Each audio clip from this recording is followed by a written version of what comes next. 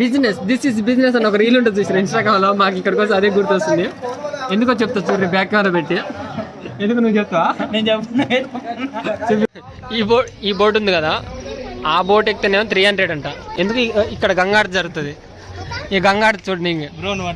Boat ఉందా? ఈ boat ఉంటేనేమో 200 రూపీస్. అట్లా చెప్పదు బ్రో. 50. ఈ రెడ్ ఉందా?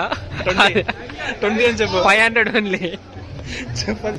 అండ్ ఇంకోటి ఏంటంటే వీళ్ళకి కొన్ని రోజుల సీజన్ అన్నమాట. ఎప్పుడు ఇలా గంగమ్మ బయటికి ఎప్పుడైతే గంగావతాలు ఇట్లా నిండి వస్తుందో అప్పుడు ఇలా బిజినెస్ బాగా జరుగుతుంది. ఎందుకంటే గంగారు అక్కడ పైన వేస్తారు, వీళ్ళకి ప్లేస్ లేదు కాబట్టి ఇలా.